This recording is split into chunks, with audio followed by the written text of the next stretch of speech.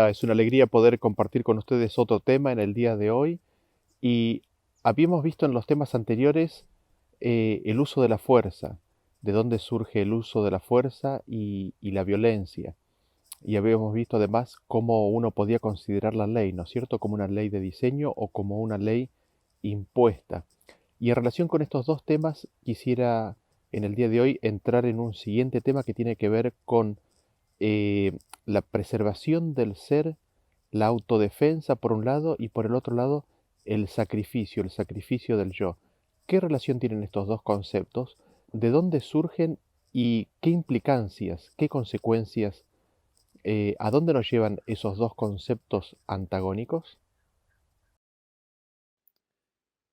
Me gustaría empezar con el versículo que está en Proverbios capítulo 14, versículo 12, que dice: Hay camino que al hombre le parece derecho, pero su fin es camino de muerte. ¿Cómo mira las cosas el hombre? Al hombre hay camino que le parece derecho, le parece bueno, y eso le es natural, esta circunstancia. Sin embargo, lo que el hombre no llega a ver es que ese camino que le parece derecho tiene un destino, tiene un fin. Es un camino de muerte. Y si nosotros nos ponemos a pensar, eso es terrible. El hombre está engañado respecto del camino.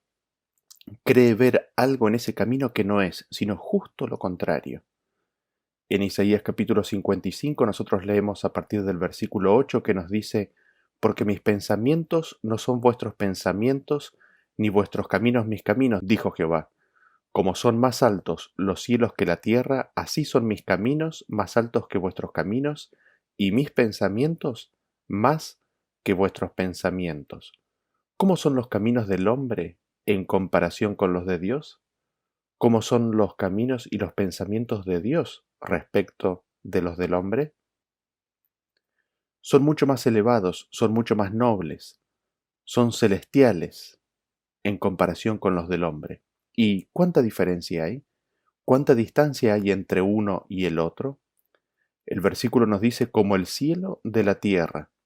El tema es que para nosotros el cielo es inalcanzable por nuestros medios. El cielo es humanamente, físicamente, inasible. Está fuera de nuestro pensamiento. Así es la distancia de los caminos y el pensamiento de Dios cuando se los compara con los del hombre. No debemos pensar entonces que Dios es como nosotros y que sus pensamientos son nuestros razonamientos.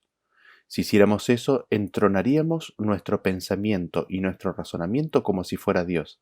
Pero no, no debemos pensar que Dios piensa y actúa como nosotros.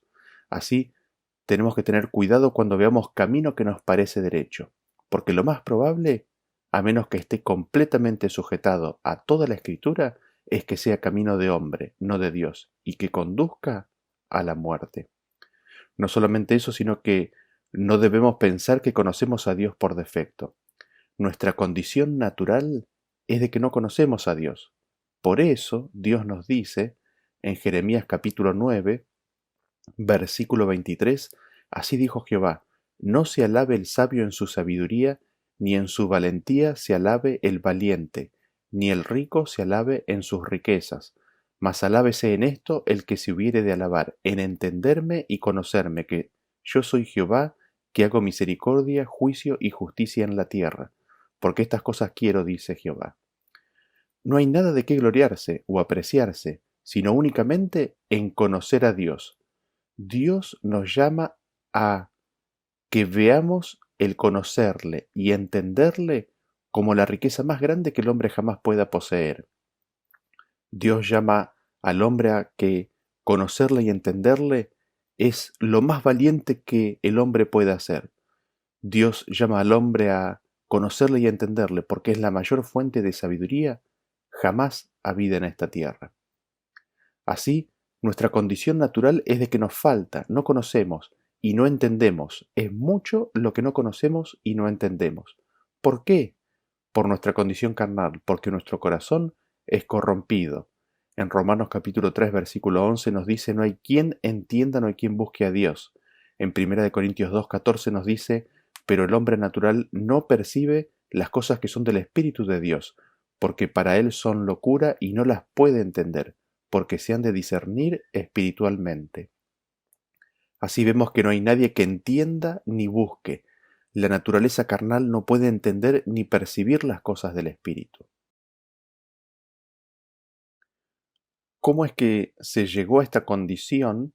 Veámoslo muy brevemente ahora como plataforma para lo que se viene después, ¿no? En Isaías capítulo 14, versículo 13 nos dice, hablando de Lucifer, de Satanás, tú que decías en tu corazón, subiré al cielo, en lo alto junto a las estrellas de Dios levantaré mi trono, y en el monte del testimonio me sentaré a los lados del norte, sobre las alturas de las nubes subiré y seré semejante al Altísimo. Satanás se mira a sí mismo y quiere ser como Dios. Noten ustedes en este versículo la presencia del yo. Yo haré esto, yo haré aquello, yo seré semejante al Altísimo. Lucifer, el más exaltado de los ángeles, era el llamado, o era llamado el lucero. A pesar de eso, quiere satisfacer el yo, quiere exaltarse, quiere estar más aún por encima de todos. Elige ignorar todo lo que tenía proviene de Dios por medio de Jesucristo. En lugar de alegrarse y llenarse de gratitud por haber sido lleno de bendiciones, se levanta contra su Creador. Y el mismo proceso forma parte de la tentación del hombre. En Génesis capítulo 3 versículo 4 nos dice que la serpiente le dijo a la mujer, no moriréis, sino que sabe Dios que el día que comáis de él, serán abiertos vuestros ojos y seréis como Dios, sabiendo el bien y el mal. El mensaje de la serpiente es claro. Le dice, Dios no te ama, Dios te priva de cosas buenas. Él bien sabe que si te las da, alcanzarás una condición mucho mejor. Toma, arrebata lo que no es tuyo y sírvete a ti mismo. Sirve tu propio deseo, y serás como Dios. Ese es el mensaje de la serpiente, y así es como la humanidad cae. Así es como ellos pecan. ¿Y cuál es el denominador común en estas dos historias? Están centradas en el yo, están centradas en mirarse a uno mismo. Ya no se mira más a Cristo, sino que se mira el yo, y se busca ser como Dios. Se descarta a Dios como la fuente de todo lo bueno, porque creímos la mentira de que Él se guarda lo bueno solo para Él. Se cree que se puede vivir aparte de Él, y se arrebata. El yo se impone sobre la ley de Dios al robar. El yo se impone sobre la voluntad de Dios. Este acto, tanto por parte, o específicamente en este caso por parte de Adán y Eva, es la fundación del mundo, que en Primera de Juan capítulo 2 está descrito de la siguiente manera, versículo 16.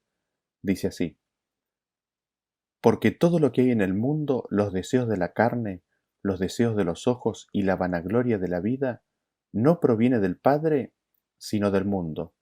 Entonces, ¿el mundo qué es? El mundo es los deseos de la carne. ¿Qué carne? La carne propia.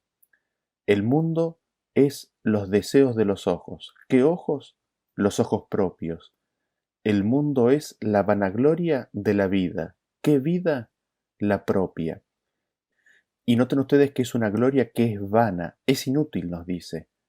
Sin embargo, el hombre natural, carnal, lo ve como el camino. Ese es el camino que al hombre le parece derecho. El hombre lo ve como bueno, delicioso, como algo digno de ser alcanzado. Es la búsqueda de la gloria del yo, es la búsqueda de hacerse un nombre, es la búsqueda de los logros, es la búsqueda de ser alguien, es la búsqueda de pertenecer por el prestigio, por lo que significa.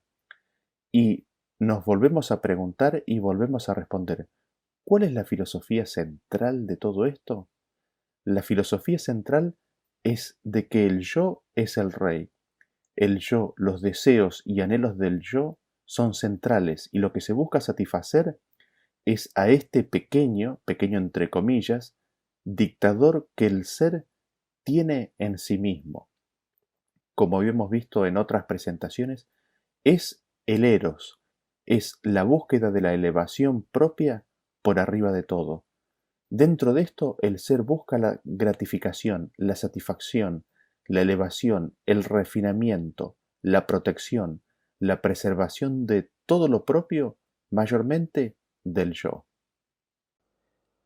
Y esta condición, ¿qué es lo que trae consigo? Veámoslo en Gálatas capítulo 5, versículo 19 en adelante. Dice, y manifiestas son las obras de la carne, que son adulterio, fornicación, inmundicia, lascivia, idolatría, hechicerías, enemistades, pleitos, celos, iras, contiendas, disensiones, herejías, envidias, homicidios, borracheras, orgías y cosas semejantes a estas, acerca de las cuales os amonesto, como ya os lo he dicho antes, que los que practican tales cosas no heredarán el reino de Dios. Esta es la naturaleza carnal, este es el fruto de la carne, esto es lo que trae el tener como rey en el trono al yo. El yo es el peor dictador que uno podría tener. Esto, adicionalmente, nos puso de corazón en enemistad contra Dios, porque veíamos a Dios como arbitrario, como demandante, como injusto, como opresivo, como un opositor al yo. En Génesis capítulo 3, versículo 8 dice, hablando de la experiencia de Adán y Eva, que oyeron la voz de Jehová, Dios que se paseaba en el huerto, y el hombre y su mujer se escondieron de la presencia de Jehová Dios, y el 9 sigue diciendo, mas Jehová Dios llamó al hombre y le dijo, ¿dónde estás tú? Y él respondió, oí tu voz en el huerto y tuve miedo porque estaba desnudo y me escondí. Por eso, por su condición, por ahora estar en enemistad, por ver a Dios como arbitrario, como alguien que no te quiere dar lo que es bueno para ti, al entrar el hombre en esa condición de enemistad contra Dios, cuando Dios se acerca para buscar la reconciliación del hombre, Adán se esconde para preservar su vida, para preservar su carne. Así nosotros podríamos decir que la preservación propia es la primera ley de la naturaleza. Digámoslo nuevamente, la preservación propia es la primera ley de la naturaleza. ¿Qué naturaleza? La naturaleza humana, la naturaleza carnal, específicamente la naturaleza caída del hombre, ya que ahora solo busca lo suyo, y así la preservación natural viene a ser la primera ley de esa naturaleza propia. Sin embargo, nosotros tenemos en contraste, vemos a Cristo, el segundo Adán, y en este proceso de conocer y entender a Dios por medio de Cristo, empezamos a descubrir en Él, en Cristo y consiguientemente en Dios ciertas cosas. Primero, lo primero que vemos es cómo nos trata Él. En Hechos capítulo 10, versículo 38 nos dice que Jesús de Nazaret, como éste estuvo haciendo bienes y sanando a todos los oprimidos por el diablo, porque Dios estaba con él. Dios mismo, por medio de Jesús, estuvo haciendo bienes. Y cuando nosotros miramos la vida de Jesús en esta tierra, vivió una vida de puro bien, salvación y sanidad. Nada fuera de eso. Su vida entera estuvo volcada a curar, a sanar, a proteger, a restaurar, a dar vida al ser humano. Realmente impresionante. Y Cristo estaba lleno de gracia y de verdad. Y Él vino haciendo y comunicando y trayendo el mensaje de Dios. ¿Y qué era parte central de ese mensaje? ¿Qué era parte central de este mensaje que después los apóstoles llevaron por todo el mundo? En primer lugar, el perdón, el ofrecimiento de perdón. A cambio de nada, nada tenemos que hacer para recibir ese perdón. Y quizás la primera reacción que uno podría hacerse no es, ¿perdón? ¿Qué acaso nosotros hicimos algo contra Él? Y la respuesta es que por supuesto que sí. Lo crucificamos, lo rechazamos. Nosotros no sabíamos que hacíamos eso contra Él, pero nos fue revelado en la cruz. Es lo que Cristo le reveló a Adán en el jardín del Edén cuando le dio la ordenanza del sacrificio del Cordero. Nuestro pecado lastima a Cristo, lastima a nuestro Padre. ¿Cómo? Si nosotros miramos una relación familiar y vemos una familia donde hay un hijo que es desobediente a su padre y de que él mismo se lastima, se lastima a sí mismo y lastima a sus hermanos, ¿cómo vive toda esa experiencia el padre? ¿Acaso un padre no sufriría cómo el hijo en su desobediencia lastima y hiere a sus hermanos y a sí mismo, así exactamente en la misma medida, pero mucho más aún, porque Dios es bueno, porque Cristo es bueno, ellos fueron lastimados y son lastimados por nuestro pecado. Y Cristo y los discípulos vienen y nos predican, nos presentan el mensaje del perdón gratuito e inmerecido. Ofrecimiento de perdón sin condiciones. Eso en primer lugar. En segundo lugar, se nos ofrece, se nos da el mensaje es de que tenemos un don para recibir, el don del Espíritu Santo, el don de su presencia, el don de su propio Espíritu. ¿Para qué? Para que no sigamos lastimándole a Él, para que no sigamos lastimándonos a nosotros mismos, para que no sigamos lastimando a nuestro prójimo, para que dejemos de actuar de una manera que destruye y hiere a los que nos rodean y a nosotros mismos. Y mirándolo así desde esta perspectiva, vemos que esto es justamente el pacto nuevo. Este es el pacto de Dios. Estas son las promesas de Dios. Esto es lo que Dios siempre ha querido hacer con toda la humanidad desde el principio mismo de la historia. Ahora la pregunta es, para que nosotros pudiéramos recibir y creerle a Dios, para que nosotros pudiéramos aceptar el ofrecimiento de Dios, ¿qué fue necesario? ¿Qué fue necesario que sucediera? Esto lo encontramos en Filipenses capítulo 2, a partir del versículo 5, que dice: haya pues en vosotros este sentir que hubo también en Cristo Jesús, el cual siendo en forma de Dios, no estimó el ser igual a Dios como cosa a que aferrarse, sino que se despojó a sí mismo, tomando forma de siervo, hecho semejante a los hombres. Y en Juan capítulo 12, versículo 32 leemos: y yo si fuere levantado de la tierra, a todos atraeré a mí mismo. Así vemos que se despojó y tomó la forma de siervo, tomó forma de hombre, se hizo semejante al hombre. ¿Para qué? Para alcanzar al hombre donde estaba. Y no solamente eso, sino que nos dice el versículo que fue levantado sobre la tierra. Él dejó que le hicieran eso. ¿Para qué? Para que fuéramos atraídos a Él y lo dejáramos de considerar como enemigo. Él se dejó hacer eso y no respondió, no contraatacó. ¿Para qué? Para que nosotros bajemos nuestras defensas, que estaban bien altas ante la presencia del Hijo de Dios. Así nosotros mirando a Cristo, que fue la revelación de Dios en la tierra, vemos que el sacrificio del yo es la primera ley de la gracia.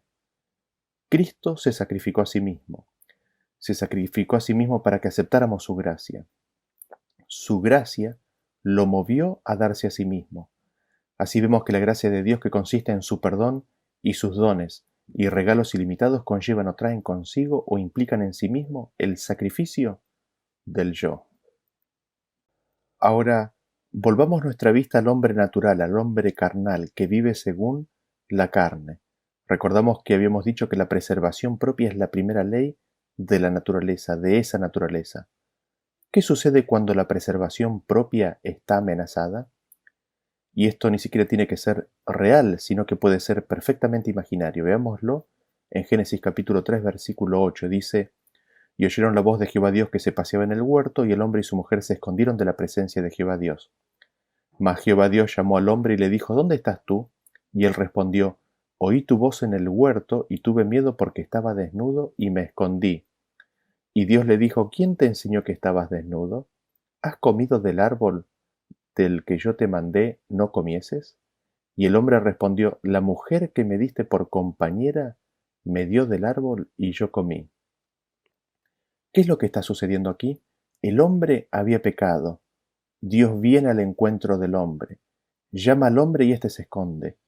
Cuando Dios le pregunta por qué se había escondido, dice, tuve miedo.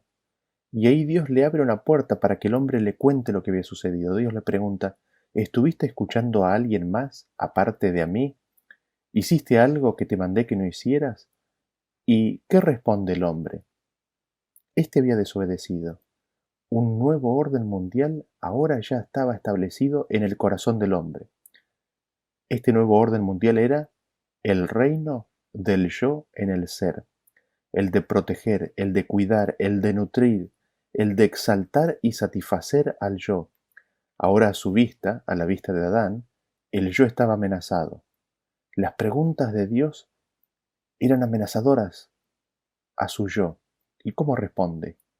La mujer que tú me diste, ella me dio y comí. Adán le dice, mira Señor, ella me dio, pero en realidad tú me diste a ella. Es tu culpa. Pero acá nos podríamos preguntar, ¿no? ¿Acaso alguien obligó a Adán? ¿Acaso no fue su propia decisión voluntaria? ¿Qué necesidad tiene de acusar, de poner su propia decisión, su propia falta, en su mujer y en Dios? Claramente Adán aquí estaba buscando un chivo expiatorio. Él no quería sobrellevar o llevar en sus propios hombros la culpa de lo que había hecho. Esas preguntas de Dios eran vistas como amenazantes por parte de Adán. ¿Por qué? Porque el yo estaba exaltado en el trono de su propio ser. Esto no era sino simplemente un reflejo de cómo era el nuevo líder que Adán y Eva habían adoptado. Fíjense ustedes, hablando de Satanás, lo que dice Zacarías capítulo 3, versículo 1. Dice, me mostró al sumo sacerdote Josué, el cual estaba delante del ángel de Jehová, y Satanás estaba a su mano derecha para acusarle. En Apocalipsis 12:10 nos dice, porque ha sido lanzado fuera el acusador de nuestros hermanos, el que los acusaba delante de nuestro Dios día y noche. ¿Quién es el acusador? ¿Quién es el que acusa? Es Satanás. Así vemos que al escuchar a Satanás y a seguir sus sugerencias, Adán y Eva entraron en una nueva experiencia que se demostraría no de vida, sino de muerte. Al entronizar al yo, viene consigo en sí mismo la preservación, la defensa propia, la defensa del yo. Esto es tan solo natural, porque Satanás primero, luego la humanidad, el pecador se fueron de la casa de Dios. El hombre se fue, se alejó de Dios porque ya no confía de Él, ya no cree que busque su mejor interés y cree que es su enemigo, que lo quiere matar. Entonces, ¿quién puede cuidar y proteger al yo? ¿En quién queda el cuidado del ser propio? ¿Quién se encarga ahora de proteger a este ser, a este yo tan sensible y demandante? Es el yo mismo. Así vemos entonces que para la preservación propia, la autodefensa es esencial. Y mirémonos a nosotros mismos. No estamos hablando ni siquiera de una situación física, sino consideremos tan solo las palabras. Cuando nos sentimos atacados, y esto muchas veces ocurre simplemente en nuestra imaginación, como lo vimos en el ejemplo de Adán, ¿qué sucede en nuestro interior? ¿Acaso no se levanta como una ola el deseo de justificarnos? ¿Acaso no se levanta y se pone en pie el yo mismo para dejar en claro cómo son las cosas? ¿Acaso no buscamos defendernos? Pero todo eso, ¿por qué ocurre?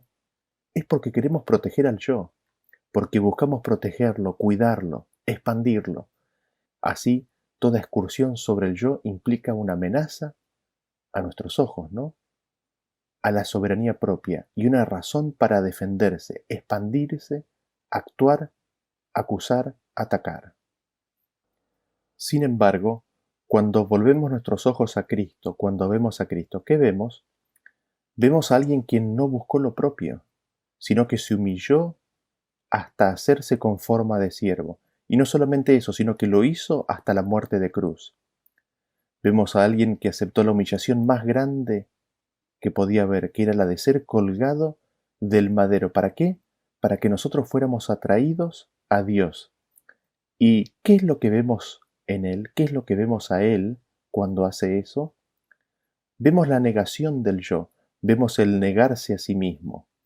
En Mateo capítulo 26, versículo 42 nos dice, otra vez fue y oró por segunda vez diciendo, Padre mío, si no puede pasar de mí esta copa sin que yo la beba, hágase tu voluntad.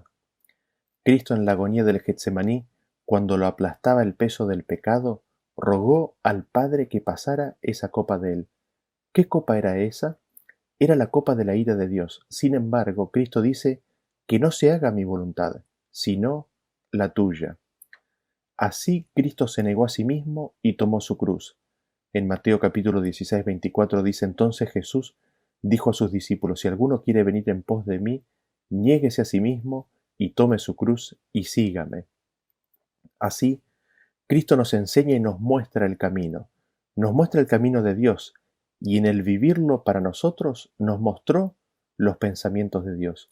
Nos mostró que el camino de Dios y los pensamientos de Dios son mucho más elevados que los del hombre, y que ese camino y esos pensamientos son el de negarse a sí mismo y el de tomar la cruz.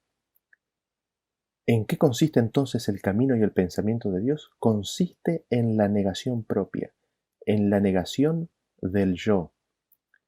Ahora, desde un punto de vista humano, confesémoslo, ¿acaso esto nos suena como locura? De hecho, así exactamente lo llaman algunos filósofos, Nietzsche, por ejemplo, desconociendo que el llamar a esto locura se cumple específicamente lo que Pablo dice. Pablo en 1 Corintios capítulo 1, versículo 18 nos dice que la palabra de la cruz es locura a los que se pierden, pero a los que se salvan, esto es a nosotros, es poder de Dios. El tomar la cruz, el negarse a sí mismo, es locura para los que se pierden. La cruz es locura para la naturaleza humana. La cruz es locura para la carne. La cruz es locura para el hombre pecador. Es locura para aquellos que se pierden. Sin embargo, para los que se salvan, es poder de Dios. Así vemos el camino, ¿no? El camino del hombre y el camino de Dios. ¿Y por qué al hombre le puede parecer un camino derecho? Sin embargo, es camino de muerte. ¿Por qué? Porque el camino de Dios es el camino de la negación propia, es el camino de la negación del yo. Ahora, habiendo visto esto, podríamos decir entonces que para el sacrificio del yo es esencial la negación propia. Ahora, volvamos al hombre, volvamos al pecado y a Satanás. Habíamos visto que cuando uno es carnal, la preservación propia es la primera ley de la naturaleza y la autodefensa es esencial. Y cuando la defensa es propia, es decir, el yo se defiende a sí mismo, porque no ha tomado el camino de la negación propia, ¿qué es lo que sucede? Habíamos visto con el caso de Satanás y Adán que lo primero que se hace es acusar. Pero cuando se acusa, ¿qué hay detrás o en el fondo de todo esto? Nosotros leyendo en la rebelión de Lucifer, leemos en Ezequiel capítulo 28, versículo 16, que dice: a causa de la multitud de tu contratación fuiste lleno de violencia y pecaste.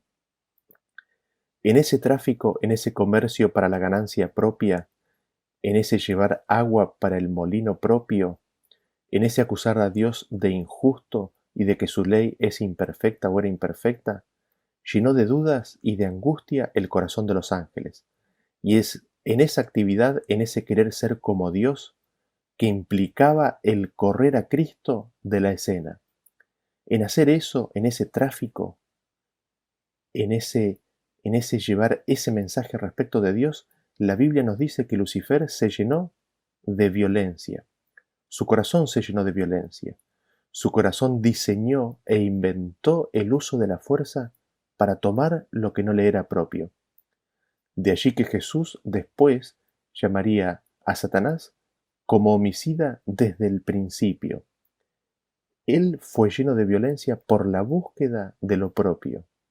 Así que vemos que la búsqueda de satisfacer el yo lleva a ser violento. Y recordemos a Eva y luego a Adán, que por la fuerza tomaron el fruto del árbol prohibido. ¿Por qué decimos por la fuerza? Porque tomaron lo que no era propio, arrebataron aquello que no les pertenecía para beneficiarse a sí mismos. Porque en la naturaleza carnal el yo es el más grande tirano y solo busca servirse a sí mismo. Así, la ley que impera es la de servirse a sí mismo primeramente y por sobre todas las cosas. Así vemos que en la autodefensa lo único que se puede emplear es la fuerza. Noten ustedes, ¿qué nos trae a la mente todo esto? Por lo menos a mí me recuerda, esta frase me recuerda la supervivencia del más fuerte. ¿Quién es el más fuerte sino el que tiene más fuerza? Así vemos que la teoría de la evolución tiene en su simiente el concepto del yo, el concepto del cuidado y la protección y preservación del yo es supremo. Todo lo demás se sujeta a esto. Sin embargo, volvamos nuestra vista a Cristo y miremos a Cristo y vemos que en Cristo no hubo uso de la fuerza, no hubo uso de la violencia. En Isaías capítulo 53:9 dice: se dispuso con los impíos su sepultura y con los ricos estuvo en su muerte, aunque nunca hizo violencia ni hubo engaño en su boca. He aquí, nos dice Juan el Bautista, el Cordero de Dios, manso, apacible, dulce, tierno, sencillo y humilde.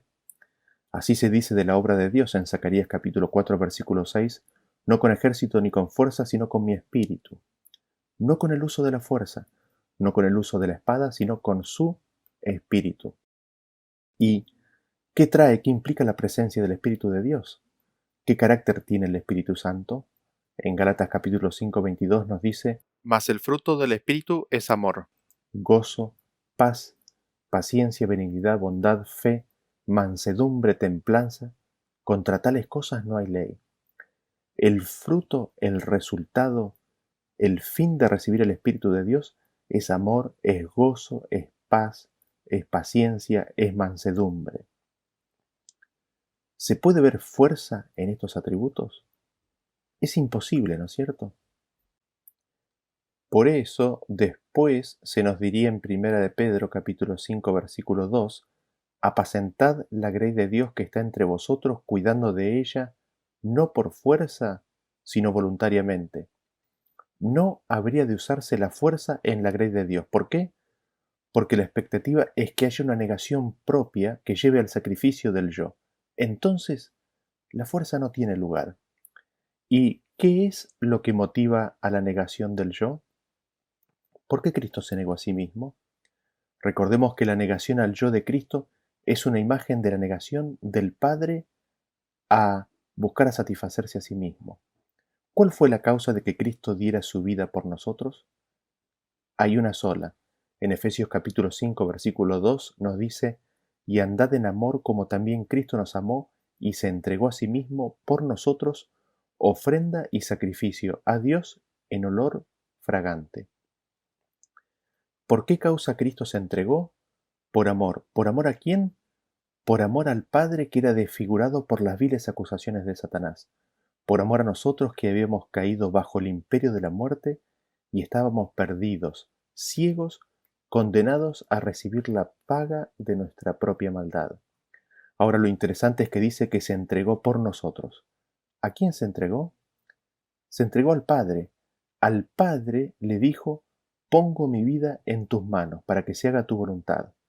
Así Cristo intercedió por la humanidad ante el Padre. Y el Padre consintió. Y Cristo pudo decir: he aquí vengo, está escrito de mí en el rollo. Y Cristo después también podría decir: porque de tal manera amó Dios al mundo, que ha dado a su Hijo. Tan solo por amor a los que habitaban en este mundo, el Padre consintió en darnos a su Hijo. Nos lo dio para siempre. ¿Para qué? Para que tengamos vida eterna. Esto es amor. En esto se conoce el amor de Dios, que nos ha dado a su Hijo para que por medio de él seamos reconciliados con el Padre.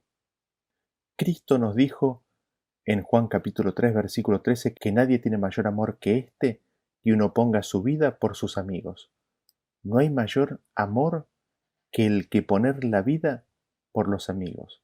Sin embargo, de Dios leemos en Romanos capítulo 5 versículo 10: porque si siendo enemigos fuimos reconciliados con Dios por la muerte de su Hijo, mucho más, estando reconciliados, seremos salvos por su vida. Así vemos en Cristo y en Dios de que nosotros, siendo enemigos de Él, el Padre nos dio a su Hijo. ¿Para qué? Para ganar nuestro corazón, para que seamos reconciliados. Increíble amor. Así nosotros podemos ver que en la negación propia, lo único que se puede emplear es el amor. Volvamos a decirlo nuevamente. En la negación propia, lo único que se puede emplear es el amor. Es el amor a Dios y a los hombres lo que llevó a Cristo a vivir esa vida aquí en la tierra. Así, es el amor a Dios y el amor a Cristo lo que lleva a que el ser se niegue a sí mismo. Es el amor a Dios y el amor a Cristo lo que lleva a vivir una vida de sacrificio al yo. Estamos hablando del ser humano, ¿no es cierto? Ahora, nosotros amamos porque Dios nos amó primero. Nosotros amamos no porque sea algo innato que esté en nosotros mismos, sino porque primero hemos recibido su amor en nuestro corazón. Pero, ¿qué pasa cuando el yo está vivo? Es imposible que haya amor a Dios. Es imposible que haya amor cuando el yo está vivo. Así, podríamos resumir lo visto hasta ahora de la siguiente manera. La preservación propia es la primera ley de la naturaleza, pero el sacrificio del yo es la primera ley de la gracia. Para la preservación propia, la autodefensa es esencial. Para el sacrificio del yo es esencial la negación propia. En la autodefensa lo único que se puede emplear es la fuerza. En la negación propia lo único que se puede emplear es el amor. Y me gustaría que ustedes consideren cuidadosamente estas conclusiones en resumen de lo que venimos diciendo hasta aquí. La preservación propia es la primera ley de la naturaleza. ¿Qué naturaleza? La naturaleza carnal, la naturaleza caída. Pero el sacrificio del yo es la primera ley de la gracia de Dios. Para la preservación propia, la autodefensa es esencial. Para el sacrificio del yo es esencial la negación propia. En la autodefensa, lo único que se puede emplear es la fuerza. En la negación propia, lo único que se puede emplear es el amor. Ahora, ¿qué implica el uso de la fuerza? ¿Qué consecuencia natural trae el uso de la fuerza? Depende. Depende. Cuando se usa la fuerza, ¿no? Cuando la naturaleza caída en la preservación del yo usa la fuerza, ¿qué consecuencia o implicancia trae eso? Depende. Cuando hay dos seres, cada uno con naturaleza carnal, que se niegan a tomar el camino de la negación propia, no hay espacio para el sacrificio del yo. Cada ser actuará en la defensa del ser propio. Así entonces vemos que en la preservación propia, por la autodefensa mediante el empleo de la fuerza enfrenta la fuerza, y esto solo significa guerra. Digámoslo nuevamente. En la preservación propia por la autodefensa, mediante el empleo de la fuerza enfrenta la fuerza, y esto solo significa guerra. Es tan solo natural que en la búsqueda de la preservación propia, usando la autodefensa, se use la fuerza contra la fuerza, y ello resulta en guerra, porque hay una lucha entre tiranos irreconciliable. Hay dos dictadores que buscan imponerse. Sin embargo, miremos lo que sucedería estando Cristo. En el sacrificio del yo, mediante la negación propia a través del amor, la fuerza se encuentra con el amor, y esto solo significa paz. Digámoslo nuevamente, en el sacrificio del yo, mediante la negación propia a través del amor, la fuerza se encuentra con el amor, y esto solo significa paz. Éramos nosotros los que estábamos enemistados con Cristo. Éramos nosotros los que rechazábamos su presencia y no lo queríamos. Éramos nosotros los que lo expulsábamos en su espíritu. Y esto nos fue manifestado, nos fue revelado en la cruz. Nosotros crucificamos a Cristo en nuestro rechazo. Sin embargo, ese uso de la fuerza por nuestra parte, ese dominio de la carne, del tirano del yo en cada ser humano, ¿cómo fue atendido por Dios?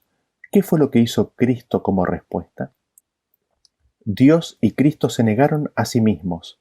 No buscaron satisfacer al yo, no buscaron proteger su propio ego, no buscaron excusas ni echar culpas, ni defenderse de las terribles acusaciones que pesaban sobre ellos, sino que se negaron a sí mismos y sacrificaron el yo. El Padre sacrificó el yo al darnos a su Hijo.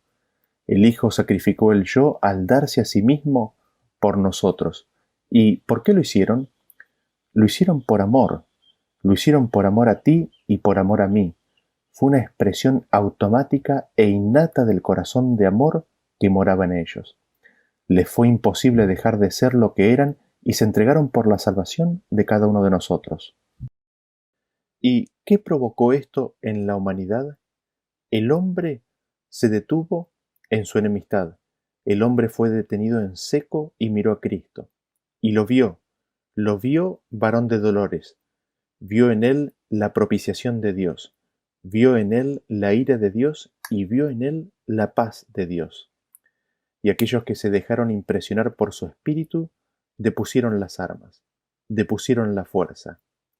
Así, sólo la negación del yo en un sacrificio de entrega propia depone en el que está enfrente las armas, si acepta la muestra de amor y si acepta la muerte al yo. Ahora, la muerte al yo es un acto de la voluntad del ser, que sólo puede ocurrir si elige a Cristo. Y eligiendo a Cristo, recibimos de su paz. Ya no hay más guerra. Ya no hay más guerra contra Dios, ya no hay más guerra contra el prójimo. ¿Por qué? Porque nos negamos a nosotros mismos, porque el yo murió, porque el yo no necesita ser defendido. Así descubrimos el secreto de la paz. ¿Cuál es el secreto de la paz? El secreto de la paz es mirar a Cristo, recibir de su Espíritu y como Él, negarnos a nosotros mismos, tomar su cruz, y así recibimos su paz. En Juan capítulo 14, versículo 27, Cristo nos dice, la paz os dejo, mi paz os doy. Yo no os la doy como el mundo la da. No se turbe vuestro corazón, ni tenga miedo. No tengamos miedo, dice Cristo. Mi paz os dejo, mi paz os doy. Es la paz de Cristo. Es la paz que Cristo tiene sabiéndose amado del Padre. Es la paz de Cristo que sobrepasa todo entendimiento, la que se nos promete aquí. Esta paz de Cristo no es la paz del mundo. La paz del mundo no es paz. El mundo cree que satisfaciendo al yo obtendrá paz, pero desconoce que el yo es insaciable, que nunca quedará satisfecho. Desconoce que el vacío que tiene es por la ausencia de Cristo, quien da la verdadera, única y eterna paz. Por eso el caminar cristiano se llama el camino de la paz, y recibir y predicar el Evangelio se le dice el Evangelio de la paz. Por eso el pueblo de Dios viene a ser anunciador de la paz. Entonces, viendo esto, notamos lo siguiente. La preservación propia, por tanto, solo significa guerra, mientras que el sacrificio del yo solo significa la paz. Pero la guerra solo significa la muerte. La preservación propia, entonces, significa solo la guerra, significa solo la muerte, mientras que el sacrificio del yo, que solo significa paz, solo significa vida. Y esto es claramente así porque donde está el uso de la fuerza, es decir, la violencia, no puede haber paz, sino tan solo guerra y muerte. En Juan capítulo 8, versículo 44, Jesús dice, vosotros sois de vuestro padre el diablo, y los deseos de vuestro padre queréis hacer. Él ha sido homicida desde el principio y no ha permanecido en la verdad porque no hay verdad en él. Es el diablo que ha sido homicida desde el principio. En él se halló la simiente de la muerte. Empezó con el yo, con el deseo de tomar lo ajeno, con el usar la fuerza, con desplazar al que le impide tomar lo que quiere. Fue Satanás quien en su corazón inventó la muerte, cuando se halló en él violencia y maldad. Cristo es enemigo de la muerte, es decir, Cristo en sí mismo, consiguientemente, no tiene nada de lo cual es enemigo, es decir, en Cristo no está ni se encuentra ni hay la muerte. Le es totalmente ajena. Por eso Cristo dice en Juan capítulo 10, versículo 10, el ladrón no viene sino para hurtar y matar y destruir. Yo he venido para que tengan vida y para que la tengan en abundancia. Cristo no tiene nada que ver con la destrucción y la muerte. Él es vida y Él ha venido y viene hoy para que la tengamos en abundancia. Así, vemos cómo el sacrificio del yo trae consigo la paz, que significa la vida. Así de Jesús se dice en Isaías capítulo 53, mas Él herido fue por nuestras rebeliones, molido por nuestros pecados, el castigo de nuestra paz fue sobre Él, y por su llaga fuimos nosotros curados. El castigo de nuestra paz fue sobre él. Para que nosotros tuviéramos paz, nuestro castigo fue puesto sobre él, para que nosotros recibiéramos su paz. Nosotros le damos a él nuestra enemistad, nuestra fuerza, nuestro corazón corrompido, y él nos da su perdón, su espíritu, su gracia, su negación propia y su paz. Y así es como somos curados, así es como él nos da vida, así es como se rompe la rebelión, así es como bajan nuestros brazos que estaban con los puños bien en alto para golpear, por medio de su cruz. Así vemos que, siendo la preservación propia la primera ley de la naturaleza significa entonces sólo la muerte, mientras que el sacrificio del yo, siendo la primera ley de la gracia significa sólo la vida. ¿A qué nos lleva todo esto? A que la naturaleza carnal tiene en sí misma la muerte. La naturaleza carnal, la naturaleza caída, la naturaleza pecaminosa, por su propia ley, por la ley del yo, la ley de la preservación propia, implica y tiene en sí misma las semillas de la destrucción y la muerte. Mientras que la gracia de Dios, la cual se da en el sacrificio del yo, por Cristo, es vida. Con lo cual vemos que la gracia de Dios es vida para el hombre. Y aquí nos preguntamos, pero, ¿qué es la muerte? ¿Y qué es la vida? ¿De dónde vienen? Y ya habíamos cubierto este tema con anterioridad, pero leemos Romanos capítulo 6, 23, que nos dice, porque la paga del pecado es muerte, mas la dádiva de Dios es vida eterna en Cristo Jesús, Señor nuestro. En Romanos 5, 12 nos dice, por tanto como el pecado entró en el mundo por un hombre, y por el pecado la muerte, así la muerte pasó a todos los hombres, por cuanto todos pecaron. La paga del pecado es muerte, y el pecado entró al mundo por un hombre. ¿Cómo entró? Cuando quiso ser como Dios, cuando puso en primer lugar al yo, cuando no estuvo presente el Espíritu de Cristo, que es abnegado y se niega a sí mismo. Al entrar el pecado, entró la muerte. Al entrar el dominio del yo, entró la muerte y la destrucción. Y nos preguntamos, ¿y la vida? En Juan capítulo 14, versículo 6 nos dice, Jesús les dijo, yo soy el camino, la verdad y la vida. En primera de Juan capítulo 5, versículo 12 nos dice, el que tiene el Hijo tiene la vida, el que no tiene el Hijo de Dios no tiene la vida. Jesús es la vida de Jesús es la vida de Jesús de negarse a sí mismo, de tomar su cruz, de amar a Dios por sobre todas las cosas y a su prójimo, demostrado en la cruz, es la vida.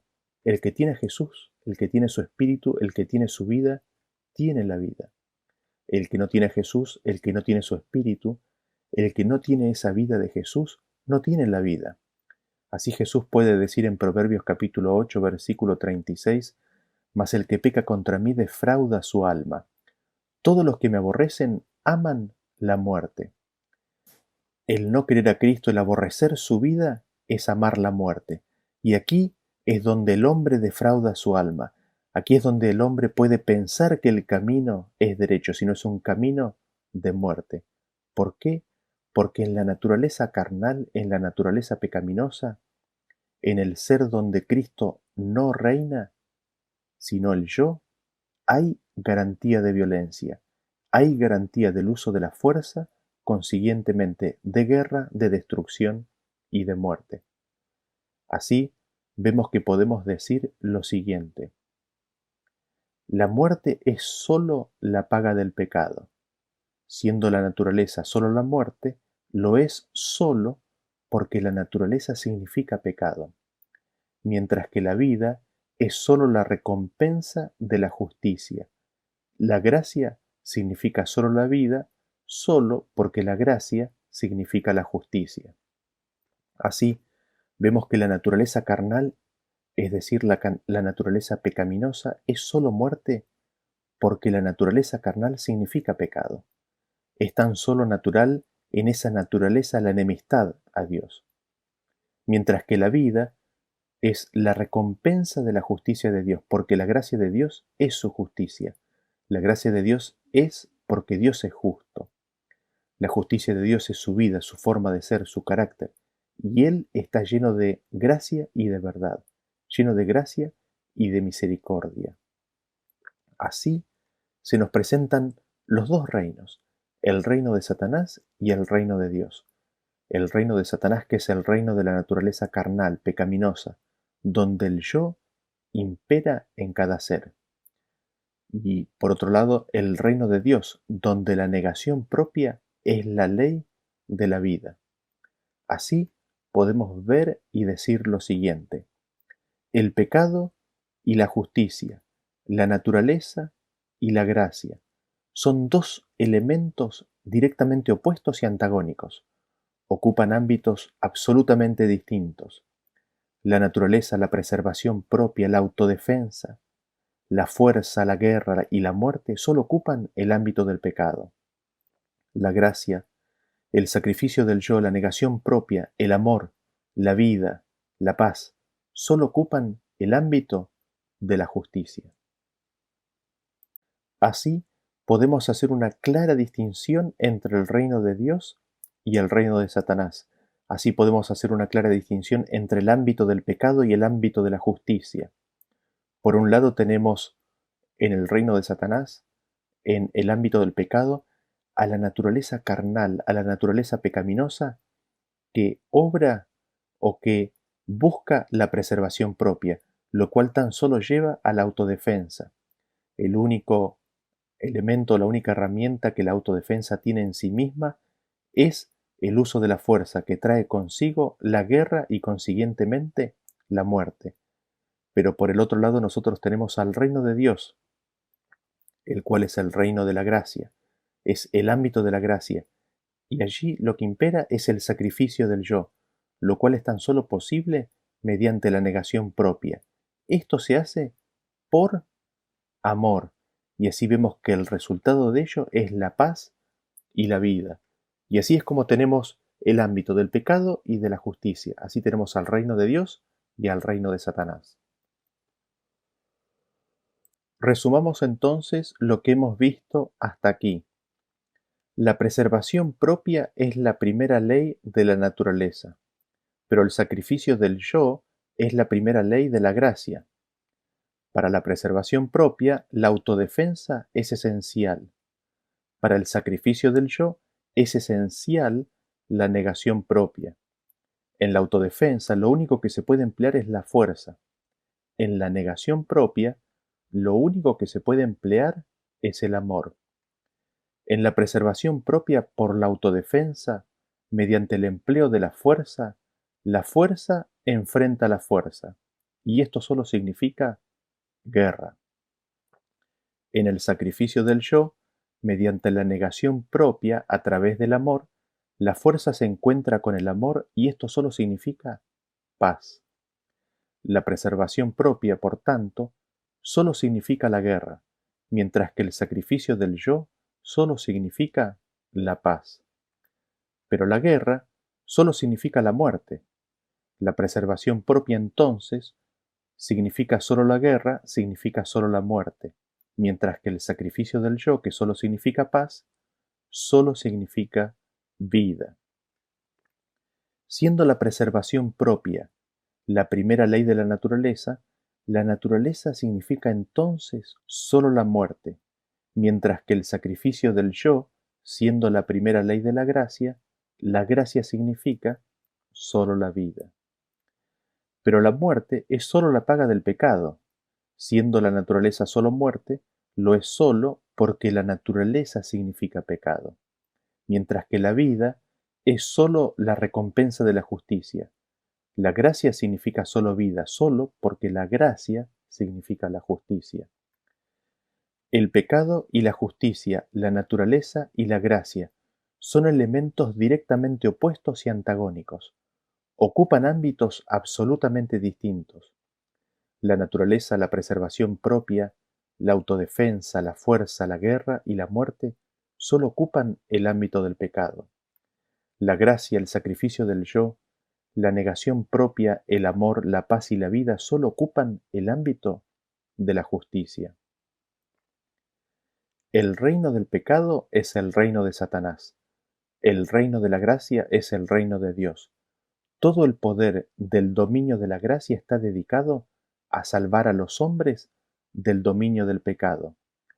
Esto con el fin de que, así como el pecado reinó para muerte, así también la gracia reine por medio de la justicia para vida eterna por Jesucristo nuestro Señor. Así textualmente lo escribió un pionero adventista, A.T. Jones, en 1897. Y les pregunto, pero antes me pregunto, ¿de qué lado estoy en esta gran controversia? ¿De qué lado está usted? ¿Estamos en el reino de Dios o estamos en el reino de Satanás? ¿En qué lado estamos? ¿En qué lado estoy? Que Dios los bendiga y nos vemos en el próximo tema. Hasta luego.